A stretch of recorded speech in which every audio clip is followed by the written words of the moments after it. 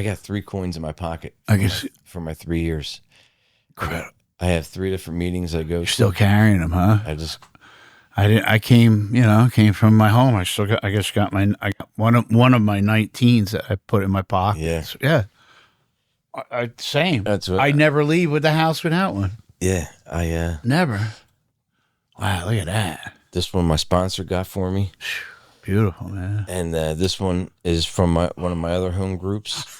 He got me Eagle Green, my buddy. Yeah. And this is, I go to a meeting in Philly every Sunday morning, 8:15. I love that. Welcome to the Recovery Centered Podcast, the space for honest conversation about healing, hope, and the journey through mental health and addiction recovery. Each episode, we sit down with people making a difference, from therapists and researchers to change makers and to survivors. Now to explore what recovery really looks like in the world. This podcast is produced in collaboration with Beachway Therapy Center. Hello, everybody. Welcome to another episode of the Recovery Center podcast. My name's Tim Roberto, and I'm definitely your host.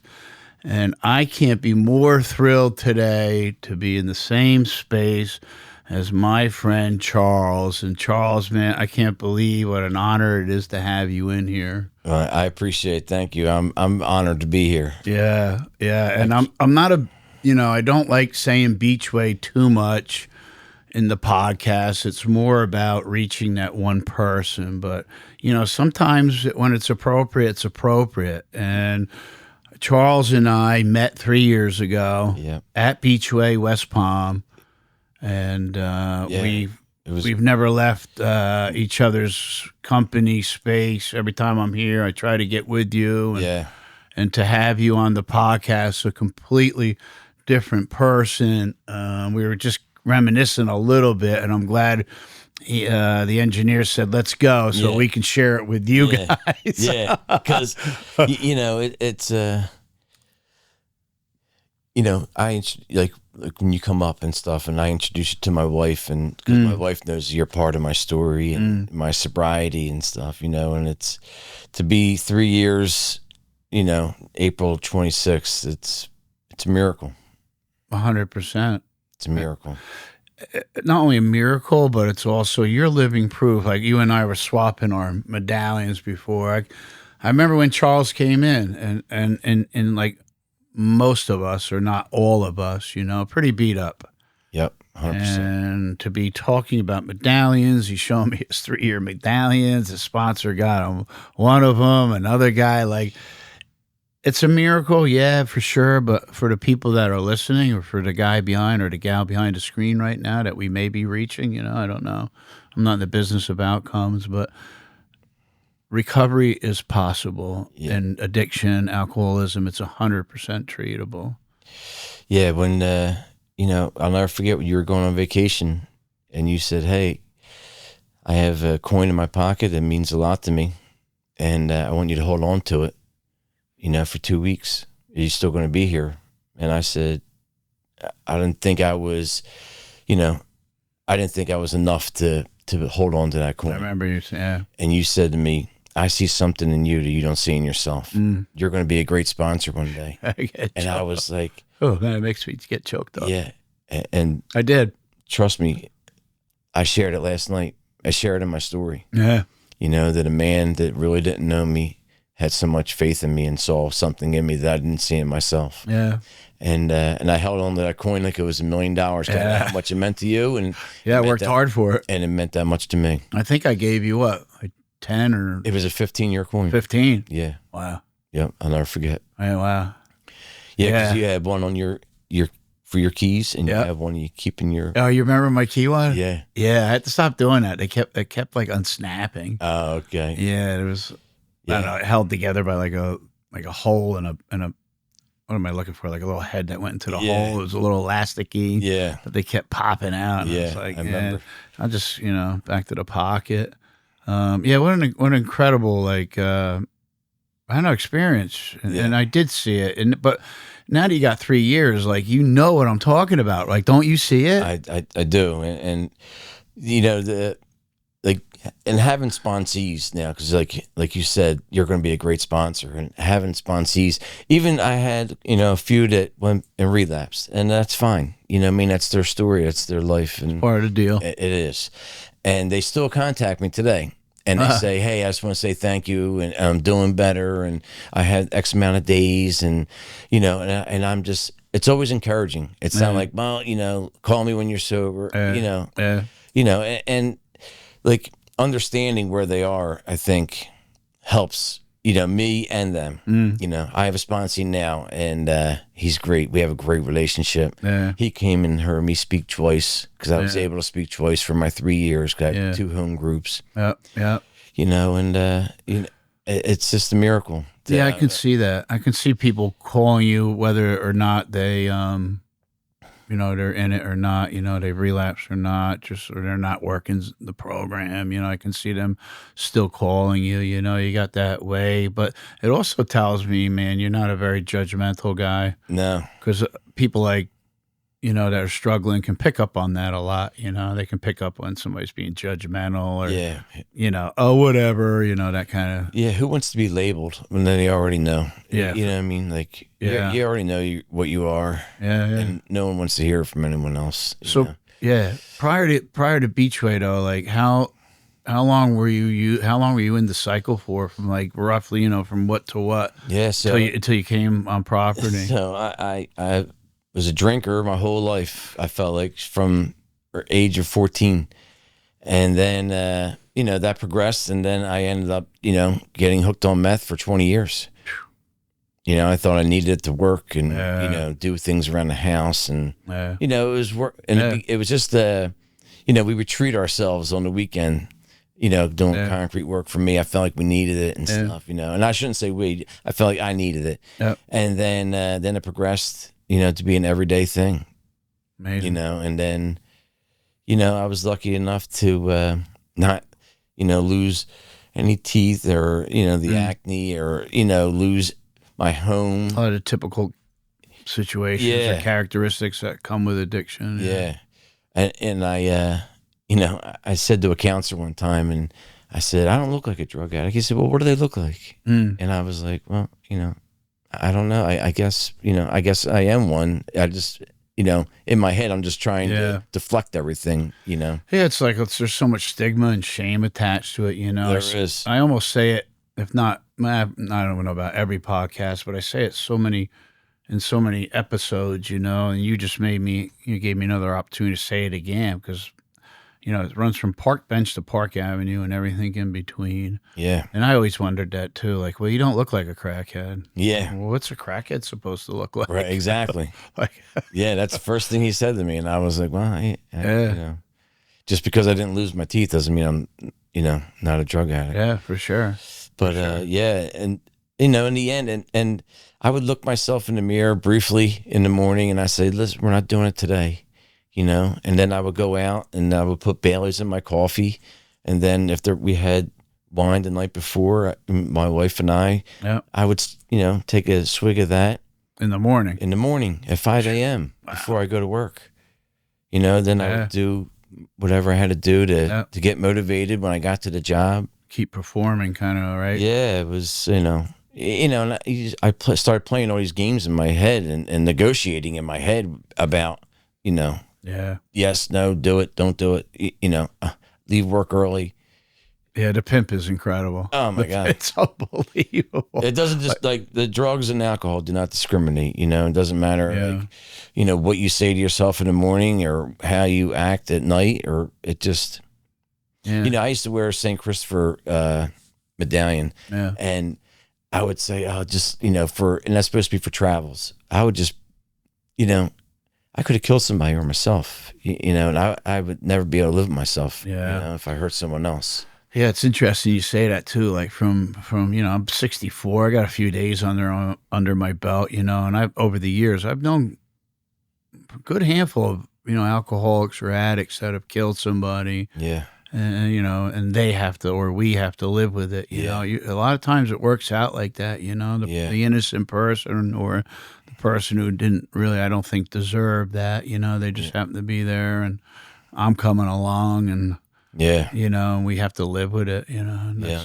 I don't know if that's punishment or not, but I know it's and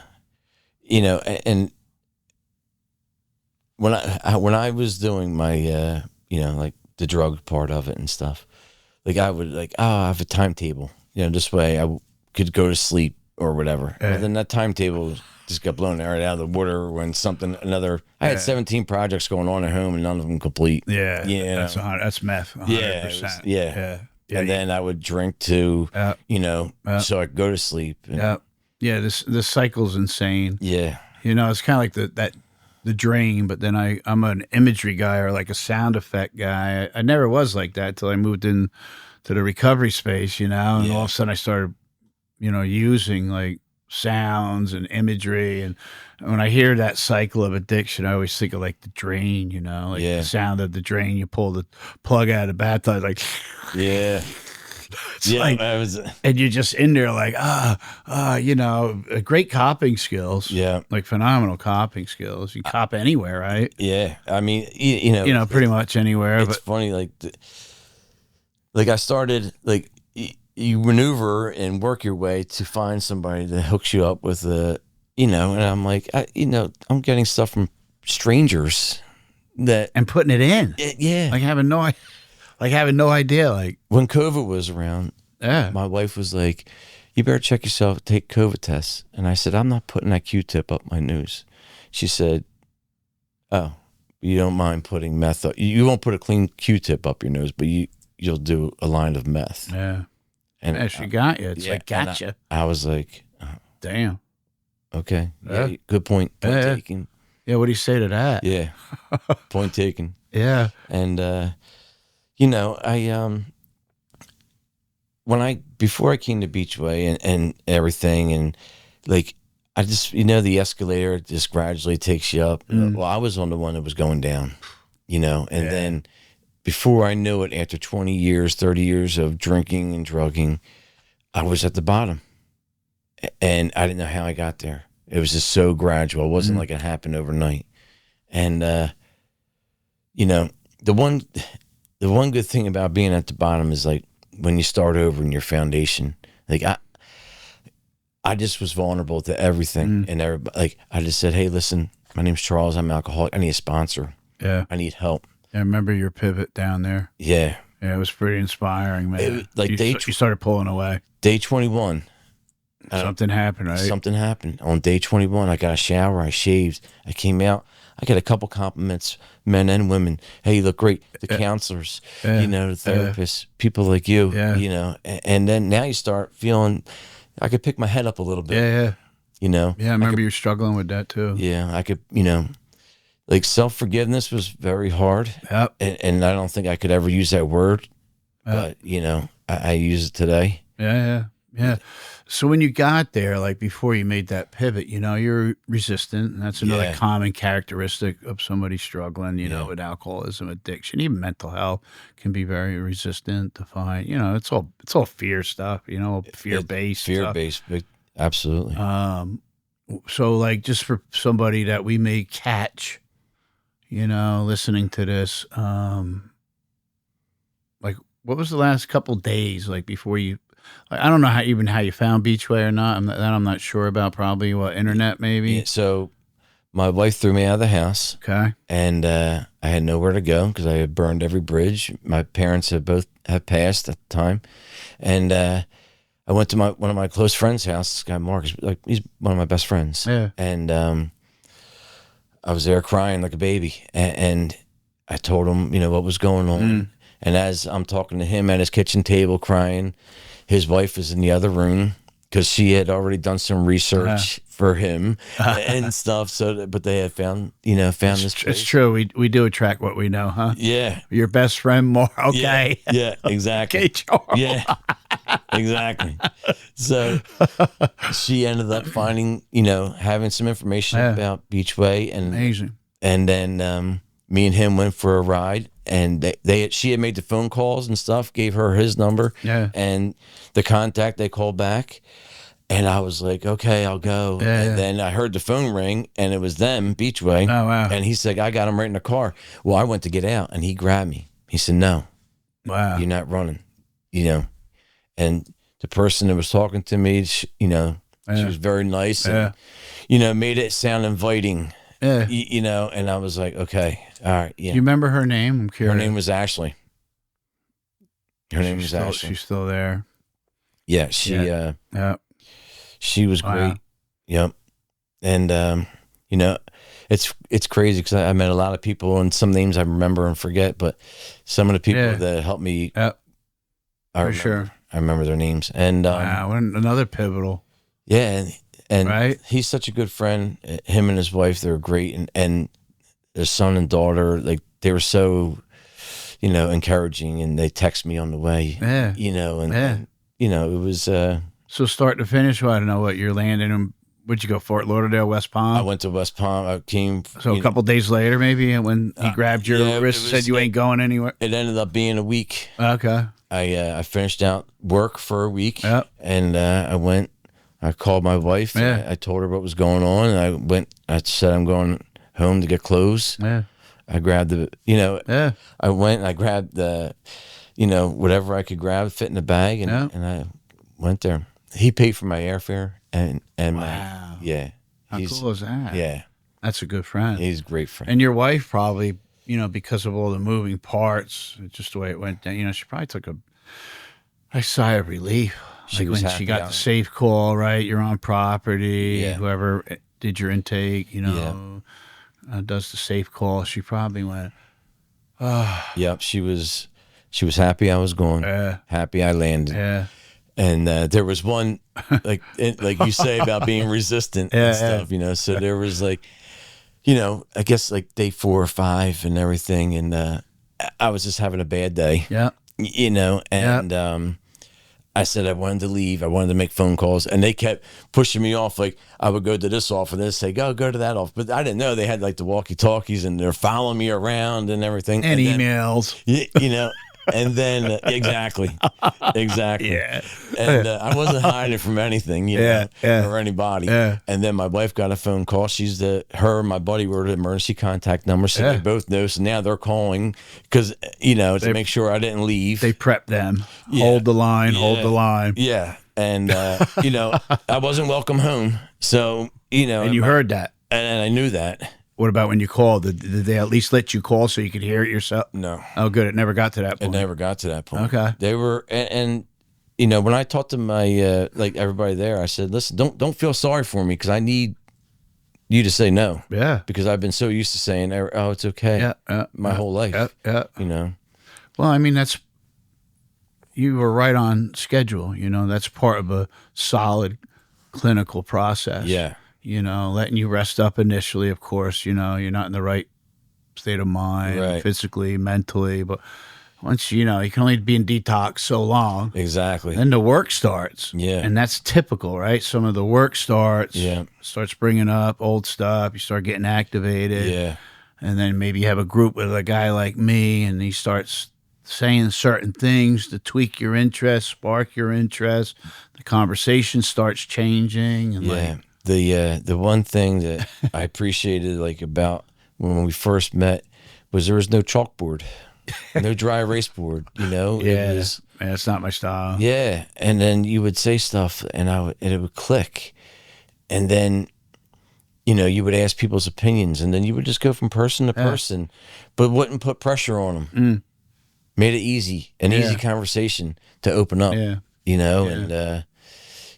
Adult child of alcoholic, and all those acronyms and stuff like that. Yeah. When the 4 agreements, the letter your wife. Oh my gosh, you remember that, huh? Yeah. So strong, right? Oh my God. So strong. Yeah, it's just we all find our lane. You found your lane. I found my lane. Therapists have a certain lane, and that's what's so great about treatment. Like, treatment works, man, because if you have a really solid team, collectively, you're getting all these people's styles and approaches and thinking, and because a therapist, from my experience, it's either you're all in or you're all out. Exactly. And in the treatment world, the mental health space, these centers are eating people, therapists up like crazy. It's just burnout. It's really, but Beachway's very unique, very, it's very different, man. It's just that it's like a very special place. It is, and it was the best thing that ever happened to me. Yeah. Me being able to go there and stuff. My insurance covered. Yeah. And Yeah, amazing. There was 50 to 70 clients there. Other clients. Yep. I still have relationships with, I still talk to a couple of the guys. It's so cool. Yeah. Man. I love that stuff. I know. It's great. you know, and I was very fortunate. I was blessed. Yeah, you were. But I got to give you kudos, man, too, because you were there to do the work. And I see success stories over and over there. I'm in my 8th year there now. Right. Like people like you, and they're willing to do the work. They start doing what they don't want to do. They start holding themselves accountable. Yeah. Like you said. I mean, what more do you need? My wife's saying, but you can snort meth up your nose. Like, what else do you need to say? Like, Right. Exactly. Yeah. I'm not living my best life. No. And she always protected me too from the family, from her. Yeah, wouldn't tell anybody, right? Yeah. And the stigma, shame. Yeah. Yeah. And that's like perfect. That's like jet fuel on it. Yeah. Because it's giving you permission. It's like the green light. But when Keep going. When she threw me out and stuff, everybody knew. Yeah. She stopped. Yeah. She let everybody know what was going on. Yeah, you can only take it so much. Yeah. My biggest amends and my best amends was to my father-in-law. Love that. Man, you got to get into that a little bit, buddy. Yeah. Can you get into that a little bit? Yeah, and I worded this. I heard his daughter. Oh yeah. Yeah, we take him emotionally hostage. I heard his daughter, and if somebody were hurt my daughter, I don't know how I know how I would act, differently than before, but so I made 2 of them. I made a real short one with them because Love that. of the circumstances where we were. He came over to my sister-in-law's house. He didn't know I was going to be there. I was there. We were in the pool. If he knew, would he have come? I'm not sure. Okay. All right. He just popped in. Yeah. He was very uncomfortable and angry with me. Yeah. Rightfully like so. you said, it's his daughter. Yeah. And then I went to his house, and talked to him. And did he know you were coming? I called him and let him know. I need to stop by, or I want to stop by. Is that okay, kind of thing? Talk to you if you're going to be around. And he said, "Yeah, I'm home." And apologizing to him and letting him know that, how sorry I was to, what I did. Yeah. All the lying and everything and manipulation and stuff. And at the end, I told him that I loved him. And he told me that he loved me too. That's beautiful, man. Yeah, the power of an amends, the power of accountability and cleaning it up. My life is so different today. When my communication skills are 100% different than how they were. Because you've learned how to cope with things. And when we cope, there's more authenticity in that. And yeah. Through authenticity, I can communicate how I feel. Yeah. Instead of saying good and fine. Yeah. That's I don't use the word good. Nah. I don't, or blessed. fine. I say blessed. I use great or blessed. Yep. I don't use the word good. I don't, because I know that was the biggest lie word I used when I was using. Yeah, I was a member of the Good and Fine Club too. Yeah. Meanwhile, inside I'm crumbling, I'm shot out. I just looked out windows for the last 3 days. Yeah. All that marvelous thinking. Yeah, and when I first left, I went to my sister-in-law, my brother-in-law, and my mother-in-law, and told them I was leaving and going and stuff, and they were proud. They were upset with me, of course. To my kids, I was going and stuff, and they were upset too, and they have a right to be. Yeah, for sure. Yeah, we're idiots. I would say another couple words. Yeah, no need to do that. I'm just I'll be respectful, and we're irresponsible, and in that a lot of people get hurt. Yeah, but that's the dynamic of alcoholism, addiction. It's not a spectator sport, man. Everybody gets to play. Yeah, since this is a mental health podcast. It's, right. It involves a lot of mental health, alcoholism, addiction. There's a lot of things I'll say a lot in podcasts, that are what I said 2 podcasts ago because, well, it just needs to be repeated. And plus, the thing keeps growing. It's getting bigger and bigger. And, I trying to keep it really simple for that one person that may be struggling like you or I did in silence. Yeah. Because you can do a lot more behind a screen than you can in front of somebody. In front of somebody, you're part of the good and fine club. Yeah. Right. Exactly. You know what I mean? Yeah. But through a screen, you could be on the other side. Like somebody could be here and does something. Yeah.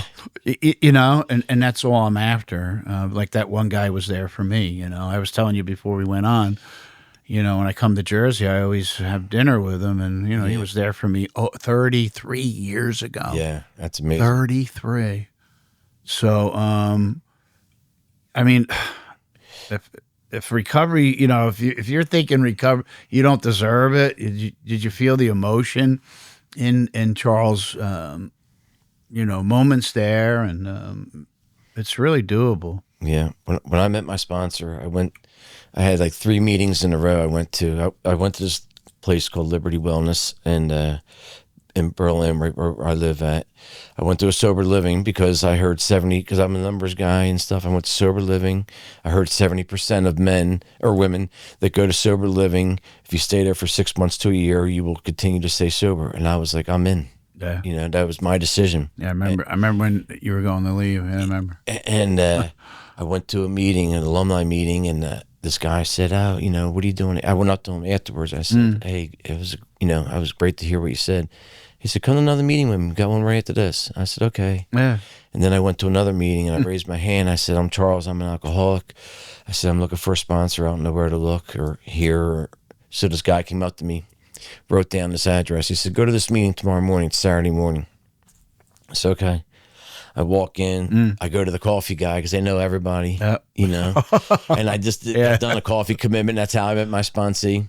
You read body language and, pick up vibes and stuff. So anyway, I said, "I'm looking for a sponsor." I said, "My name's Charles." And he said, "My name's Joe." He said, "There's a couple guys over here to the left." He said, "They have a good message." So I heard this one man speak, and he said, "Oh, him and his son were in together." He said they exchanged coins. One gave him, each other a coin and stuff. And I was like, wow, it's pretty cool and everything.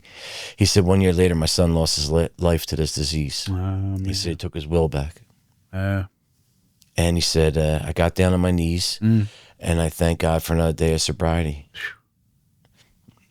And I was like, I just stared at him for the whole rest of the meeting, and powerful.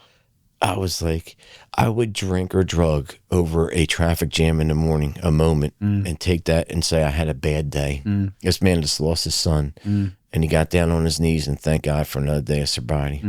So I went up to him, and I introduced myself to him and everything, and he said, "Hey, what are you doing tomorrow?" I said, "I had no plans." He said, "Come to a meeting with me. We go to Stepping Stones in Philly." I'm like, "Okay." So I met him at his house, and we became really close, and our relationship started building stronger. And, it's I tell you what, I started getting anxious when I was ready to ask him to be my sponsor because I still didn't ask him yet. Yeah. And I said, he was waiting. He was waiting. He asked me what took me so long. He did. He said, 100%. He said, I've been waiting for you to ask me. But I would have done the same thing if I was him. Yeah. I wait for the guy to ask. And I was like, are you able to be my sponsor? And he's like, yeah, I've been waiting for this. I don't know what it took you so long. And I said, he goes, 3 things. I said, yeah. And he said, are you done? And I said, yeah. He said, will you call me every day? And I said, yeah. And he said, will you take somebody else through the book when we're done? And I said, yes. He said, okay, I'll see you Thursday. I said, thank you. And he said, I just want to let you know one thing. You're helping me more than I'm helping you. And I said, I have 75 days maybe at this time. I'm like, how could I be helping you? He said, today's the 1 year anniversary of my son's death. Oh, wow. Oh, my gosh. That was a God moment for me. Yeah, for sure. And for both of us. For sure. And for sure. I can't make it up. Like, I went there. I met his wife, his mother-in-law. I go to his house. And our relationship has grown. Oh yeah. Yeah, for sure. You Well, he knows more about you than most people do. He knows more about me than a lot of people do. Yes. And my wife knows how close we are too. And she'll catch me getting a little squirrely and she'll be like, yeah, we talked to Rich. Oh, I love that. Oh, she calls me out. Oh, good. Yeah. She Good doesn't. for her. Yeah, she did that for way too long. Like, if something's bothering her, she'd be like, listen, this is what's bothering me. Yeah. This, and this. And I'm like, okay. And then I got to think about it. I'm like, okay. So now we go out on the front porch, we'll have conversations, or we go out to dinner, we have conversations, and we communicate. And I, sometimes she just, like I'll go back to like an old tendency somehow without even realizing. And it brings, some question marks in her head and stuff like that. But she'll tell me to call my sponsor. She'll say, go out and go out in the garage and give Rich a call. Yeah, because her life changed right along with yours. Yeah. And she's been experiencing it, not trying to figure it out. Right. She's been experiencing the benefits and what this guy has done for you through his own journey. It's like the addict in a hole, like all these people stop by, you got the psychiatrist. How'd you get in there? And tell me about yourself. Yeah. It'll alleviate, you got a priest comes by, talks to the addict in the hole, leaves him a Bible, but the guy reads the whole Bible, but he's still in the hole, all this stuff. A guy comes by and puts all this stuff, and then but he's still in the hole. Yeah. And then this addict comes by. He's calling out for help, and the addict comes by and jumps right in the hole with him. And the guy in the hole's like, "What are you doing here?" Oh, now we're both stuck in here. We're both in there. But the guy says, "Don't worry about it. I was in this hole once too. I know a way out." Yeah, when I was at Beachway and stuff, and I was getting better, my voice was changing. Like I could tell myself, and. The one thing that I didn't really think about until later on in my, like when I was still there, until I talked to my wife a couple times and, our conversations were short and stuff. I had all this help and she was just home by herself. Yeah. And that, that can hit like a ton of bricks. Yeah, sometimes. that bothered me, what I mean? Yeah. And, that made me even like want to do it more, what I mean? So I could communicate and help her understand why I did certain things, Yeah, you stood at the crossroads, man. You made a bold decision, like even accepting help, asking for help. It's so bold, man. It's really, actually, it's so bold. Most of us can't do it. It's very challenging. Yeah. For sure. Yeah. Doing what you don't want to do. And you got some guy calling me. What do you mean? I'm 40-something-year-old man. I got to call you every day. Right. Yeah. It's not about that. It's about accountability. Accountability is huge. Accountability, because, I don't know about you, but when I was drinking and drugging, I was the most undisciplined guy I knew. Like, I had no discipline whatsoever. I couldn't get anything accomplished. It was crazy. Because my mind and my thoughts and my drive was all surrounded by more. Yeah, yeah. I was always in attendance. I say I was never present. I would always be there. Yeah, but I was never in the moment or present. And everywhere you were, you kind of were just sucking up the energy, probably. That's it. But like today, it's, my opinion is valued. I don't negotiate anymore about anything. Yep. Good for you. I have my balance and my routine. Yep. But if I were to replace that, I don't know, but like if I replaced like doing something else besides going to like I've been going to meetings Monday, Friday, and Sunday for a long time. Yeah, I love it. If I were to replace that, like I don't know, like I can't. I know I can't. It's part of the process, right? It's part of the prescription. Yeah. Being around your own kind, being around like-minded people, because I think the mind it's so active all the time. Yeah. It keeps score of everything, and it either has you in tomorrow or yesterday. A meeting. I don't know. A meeting just kind of grounds me. And like everything it's so funny like how it worked out, because I used to hate doing things on Monday because the weekend was so long. But I have a Monday night meeting, and then Friday night, it starts off the weekend. I have a Friday night meeting, starts at 8:15. And then Sunday is and I have a meeting on Sunday. So It's it's just funny, weird. right? Friday night, no way would that be happening a few years ago. Right. It's Friday night. Yeah. And then Sunday, screw that. I got to go to work tomorrow. yeah. And then Monday, it's like, well, I had a long day. It's Monday. I'm going home. And here you are. Yeah. Here I am, Monday, Friday, Sunday. It's just, I don't know, bro. It's just so fascinating. It's like so deep. It's so, it's like kind of unexplainable. It's like beyond knowledge. Yeah. You know how it all goes down like this. Like this poor guy lost his kid. And 1 year later, you come walking by, like talk about, like you said, a God moment. Yeah. It's there's no doubt in my mind. It's exactly what he needed. Yeah. To keep going, to keep persevering, to keep out of his head and honor his son, and beautiful. Yeah. We went to Malvern, Pennsylvania for this retreat. Yeah, I remember you talking about that. Yeah, and it's really moving and spiritual. Yeah. And like it's called the Grotto, and like you stand on this bridge and you look down, and the 1 year there was like snow. Wow. And all you do is just follow. Like you couldn't follow the path; you followed footsteps. It was, Yeah, I love that. Yeah. Yeah, man. So what's it like today, bro? Like, So today is, of course, there's always things, that I have to pray on, and life is life. You live in the world. Yeah. Life happens. But life is great. I have a good job. I have great guys I work with. Yeah. My family life is unbelievable. I'm accountable. People trust you again. People trust me. They count on me. Uh, My mother-in-law and my father-in-law both passed within wow. the last year. Like my mother-in-law passed in June of last year. My father-in-law passed in December. I'm really grateful you were able to clean it up with them, man. And I was able to take them to the doctor's appointments, be there for them. Yeah, beautiful. Priceless. Priceless. Yeah, and it worked out. Like I was laid off, so I was, but it's winter time and stuff. Yeah. So they were, and when I was going back to work, my family was like, "Oh, can't you just be off for another month?" Because now they need, like, it's just a good feeling. A few years ago, they couldn't wait for the season to start. Yeah, they were. Yeah.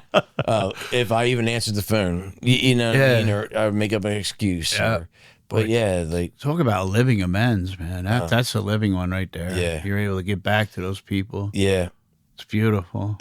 My daughter just moved in our house with my granddaughter.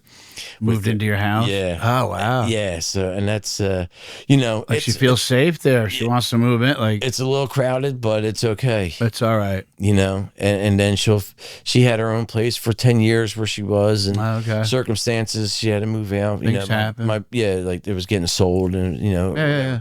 But, how long has she been there now? She just moved in on Sunday. We moved her in. So, wow. Yeah. But she was there for a couple of weeks and stuff. Does she remember? How old is she? She is 31. So she remembers you. Oh, yeah. It's only 3 years ago. I mean, it's huge, but still. Yeah. What was she, 28? Yeah. She knows. She knows. And for her to ask to come back. Yeah. And, she depends on me. Yeah. You know what I mean? And you're solid, bro. You're dependable. Yeah. And and I pick up my granddaughter, and I'm able to do things with her, and and there's no, like, nobody's walking on eggshells anymore. Exactly. Right? I don't have to navigate all around. Like I could just walk straight. Yeah. And that narrow path that but life is. Yeah, life is great. I have two granddaughters. One's 7 and one's 3. How old are you now, man? I am 54. Are you? Yeah. You were a young dad, huh? Yeah. Well, they're my stepchildren. Gotcha. So okay, my wife's a little bit. Yeah, you're like me. I don't say the step thing either. Yeah. It's my daughter. She's been in my life since she was like 15. She's 36 now. Yeah. My daughter. Yeah. But yeah, so, life is life. It's life on life terms. And stuff. But what a gift, that you've learned, the thing, like you gave yourself one of the greatest gifts by surrendering, you learned skills, like coping skills, helped me to adult myself. Yeah. They helped me to hold myself accountable. Yeah. When I'm wrong, I can promptly admit it. Yeah. Like all that's like, it's a lot of it's just basic human interact, like just basic human skills. Like, Yeah. Like surrendering was a huge thing for me too. It's huge. And like I didn't even realize it until like it happened. Like and Dina is the one that told me what I was doing. Yeah. Was surrendering. Because I had a phone conversation with my wife, and I had just got baptized by Pastor Troy. Yeah. And I was doing everything out there. Yeah, I know you were. I was doing everything. I was watching you, man. Yeah, you guys teach me more than you know. And and I said to my wife, I was all excited. I'm like, hey, I said, when I just got baptized, and when I come back, maybe we could start going to church together. And she was like, well, we'll talk about it. We'll see. Yeah. And there like in what way? Like she's giving it more time, you mean? Based on your history? She was like, like, don't think that just because you got baptized, you're going to come back in my life and be... Okay, got it. Everything's going to be okay. Got it. And that's the whole thing. Like I was saying, like I have all this counseling, 50 other people, therapists, and she's by herself. Yeah. So that was her decision, for her to say that. Like, and I had to respect that. Yeah. But when I hung up the phone, I was a little, I just got baptized, and like you're not real happy about it. Like it wasn't the reaction that I wanted. And I said, you know what, I got to stay sober for myself, and that's it. Yeah. And that's, I hear like it's just another version of when, every time you said sorry, it didn't mean crap. It meant nothing. I'm sorry, Right. So maybe through your excitement, because you're coming back home to the mothership, right? You're getting authentic with yourself. You haven't been, your mind hasn't been distorted or corrupted by all the poison in it. We've removed that. And so she hears your excitement, but to her, it's kind of just like, maybe, I'm just thinking outside maybe it's just another sorry. Yeah. Whatever. When, she's very proud of me. Gosh, I can only imagine. So when I mean, she really is. Where you came from. Exactly. Yeah. So, and I say this and stuff in my, I went from like, when they say you'll have a life beyond your wildest dreams, like I'm living that. I know you are. I can see it, man. You're wearing it. And you're wearing it. When I went to Florida, she wanted me to stay there, never come back to Jersey. I don't blame her. No. But then on Christmas of the same year, she bought me a 3-tier coin holder. Oh man! For all my coins and key tags. Oh man, how cool is that? So I started showing because and it was the work I did, and I'm not trying to sound conceited. No. But like I put in a lot of work. Yeah, hold your head up, man. Yeah. You know what I mean? It's been down too long. Yeah, for sure. Hold it up. It's a lot of work. Yeah. It's a different kind of hard. Like how do I tell somebody like, look, bro, within reason, saying yes or okay will take you more places than no ever will. Yeah. And to put that on the table with somebody, it's like, it's hard. Yeah. Like it's a different kind of hard. Yeah. How do I teach a guy to stop going to Home Depot for ice cream? Yeah. Right. And he's an alcoholic. Yeah. And he goes in there and he can't find any. Obviously, he walks out pissed. Yeah. And when an alcoholic's pissed, they drink. Exactly. How do you teach? It's a different kind of hard. Doing what you don't want to do it's hard. Yeah. And I could see it. The two guys I sponsored that relapsed. Yeah. They had no girlfriend and no family. Yeah. But they had like their parents. Yeah. What I mean? But they had nothing really to lose. They had a job. So and I kind of, and like I said, like I don't judge, what I mean? Yeah. Like, but the guy I'm sponsoring now, he has a family. He takes care of his mother. He has 3 kids. Yeah. He's got. There's some amazing people in the rooms, isn't there, man? Yeah. Holy cow. We just did his 4th and 5th step. For real? Oh man. Incredible, isn't it? It is. It's so incredible. It's like so unexplainable at the same time too. Like I'm like, oh my God. Yeah, and the amount of like courage and trust in you. Yeah. Not only that you wouldn't judge him, but just the anonymity part of it. Yeah. You're going to hold it close to the chest, or the vest, whatever you want. Just that alone, bro. It's sacred. Like this whole thing is so sacred. Yeah. Like, when I not that I'm putting it out there, but when I read it, his stuff, and I looked at him and I was like, this is not the person I know. 100%. This is not you. And he's like, I know, but it was. And I said, you heard my share, and when I tell my story, like Pastor Troy, he put his hand on my shoulder when I was broken and crying like a baby in the chapel, and he said, you know, Charles, the past does not define the man that you are today. Yeah. And I wrote that right in my big book. Yeah, I love it. You know, and I told him that. I said, well, the past does not define the man you are. Yeah, I have a lot of goals, man, when I'm doing, you know, the groups that you participated in. You know, I'm still doing them twice a week. Yeah. I have so many goals, you know, like just because my approach is I think I get more with honey than I do vinegar. Yeah. You know, and one of my goals is to always show somebody and then let them make their own decision. But there's really not much you can say to this, like. So I don't know, say it's you. Charles, does anybody think Charles is, everybody goes, no, he's not a bad guy. Do you think alcohol makes an alcoholic make bad decisions? And of course, it does. Yeah. But people like you, because you did the work and you started doing what you didn't want to do, can show people how to clean up those bad decisions. But I've never had an alcoholic prove to me they're bad. Right. We're not bad people, man. No. We unfortunately, we suffer with a very serious health condition. And alcohol makes the alcoholic make bad decisions, yes. Yeah. But we can show you how to clean that up. 100%. Right? I know, like, in your groups and stuff, and the people that are there, you know, they're lucky to have you there. Yeah. And I mean that, you know, because, you know, I'm 3 years sober, and, you know, when I first met you, like you said, I was reluctant, but, like, our relationship, you know what I mean? Like I'll text you. Yeah, it's, you know. We hit it off, man. You were ready to do the work. Yeah, but you pulled it out of me a little bit, you know. I think I was hitting you pretty good in the beginning, respectfully. Yeah. Got you comfortable with being who you were, and that was like, telling the truth. You pulled it out of me. Like, but not like. On your terms, not mine. Right. Yeah. It was like, it was. I was okay. Yeah. I was comfortable talking to you, and I even appreciated the talks that we would have after group and stuff. All the time, right? We used to have a meeting after the group. Yeah. You know, a couple of the guys and stuff, you know, and which was great, you know. Yeah, but that's... They're blessed to have you. I just want to say that. Thanks. Yeah, I'm blessed that they have me, too, you know. I have an incredible platform.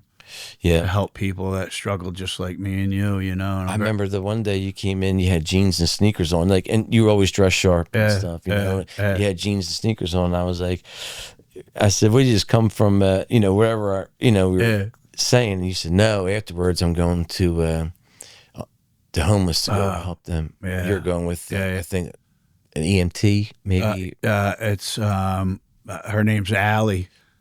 She works for the West Palm Beach homeless outreach department. And I thought that was all amazing. Oh, there's nothing like it. It's incredible. I still do it. Yeah. I still do it. I walk all these crazy miles for the charity. I just walked 100 miles in December. Yeah, I know. I told my wife, and she's like, "Child, where are we going to stay? What are we going to do?" You know, and stuff. But yeah, I just walked 100 miles in December. Raise money for mental health awareness for first responders. Yeah, they struggle a lot, man. You know, I mean, they're bravest people I know, but behind the badge or the uniforms, they're still human beings. Yeah, and you know, nobody realizes what these guys or these gals are going through. Like it's tough. They see a lot. Yeah, but you know, are any of us really wired to experience things like that? You know, a body here and a leg 10 feet away, or a child, you know. From all my work with the first responders, you know, the child losses are the hardest. Sure, yeah. You know, it's very difficult. And you just, you know, that 0 to 100 lifestyle, like just even our active addiction, like, you know, I'm just thinking about like all the circumstances that we put ourselves in. There's a lot of trauma in that, man. It can get pretty brutal. Yeah. I didn't realize how much mental health and addiction were like hand in hand. Oh yeah. Until I went away. Yeah. You know, and you know, I lost my best friend to to this, and that didn't stop me. Nah, I don't care, man. I think it's all the goal is to kill the addict or the alcoholic. But here's a real insidious and very dark thing about it. I think it will accept the life of misery. Like it's happy with that. Yeah. If it doesn't kill, it's happy with the life of misery, and we're pretty miserable. Yeah. So relationship is it fair to ask or say, is your marriage the best it's ever been? It's the best it's ever been. God, it's incredible, man. I'm so happy for you, man. Best it's ever been. I'm so glad you came up here. Yeah. And you gave me the opportunity just to help me reach that one guy. Regardless of where you went, you happen to, I'm grateful you came to Beachway because we have a wonderful relationship, and it's something you and I shared. Even your wife didn't even share it. Right. I shared your comeback. Yeah. I mean, she did when you got home, but yeah, I was the initial. It's amazing, like how from your lens you could see me, being a somewhat decent person at the time. I knew it out of the gate. And then, what you said to me, like sometimes like a sentence or a handshake or a smile is life-changing. Dude, I'm in the power of now, like Eckhart Tolle, the power of now. Everything we do is now. And, we're all so conditioned. That goes for the people listening to this. Yeah. Don't say anything, you Right. sound dumb, or, nobody really validated your feelings, or when you wanted to communicate growing up, it was shut down. So we get programmed to be something we're not. But I always tell people that struggle with that, look, I really believe in you because everybody has worth and everybody has insight. How do you know it's not exactly what somebody else needed to hear? Please start sharing how you feel. And there's something really beautiful behind that. Yeah. And it meant a lot to me, because maybe if you didn't say that, maybe if you didn't give me my coin, maybe I'm not here today. I don't know. I'm not in the business of outcomes. Yeah, right. I'm just in the business of moving in the moment. Right. Because I never could. Yeah. I was either in my past or future trip, and I never learned, which is one of the most incredible skills I ever taught myself. But that's what human beings are, man. Yeah. We're phenomenal creatures, and we have this incredible ability to the gift of choice. Yeah. It's insane. So, in wrapping it up, is there anything you want to say, that one last that might get that person, or? Yeah. So being uncomfortable is one of the best things you could do, surrendering and not having a plan B. When I stopped having a plan B, I stopped negotiating and doing all these things, and and I could look at myself in the mirror. Like, that's when everything really started changing for me. Yeah. Taking suggestions and being vulnerable. Yeah. Asking another man for help and shaking his hand. That's where it's at. Yeah. Getting a sponsor and getting, you put good people in your corner, and good things are going to happen.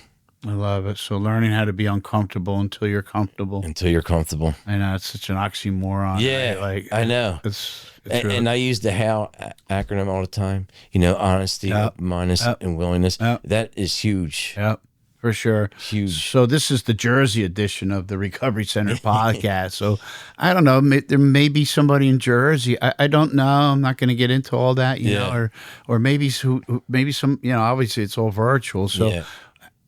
How could somebody get in touch with you if you were that guy today that said something that was exactly what the other person needed to hear? Yeah, I don't have social media or anything. Anything? No. Any email? I have an email. Do you check it? I do. Okay. Yeah. Are you okay giving it out, or are you rather? Yeah, it's 2291 Wall C.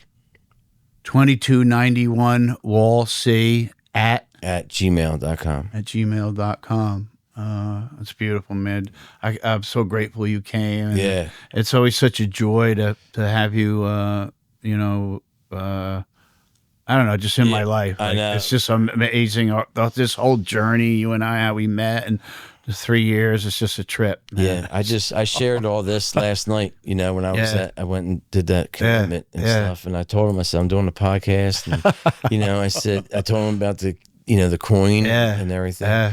And, the sound reaction that I get from people, because it's not, there's probably 50 people in there, but like the sound reaction I get from people, like, that makes me like, wow. You got a powerful story, man. Yeah. Yeah, I'm really honored that I know it. And I've actually witnessed it. You got a powerful story, and that's great. A lot of people are hearing it.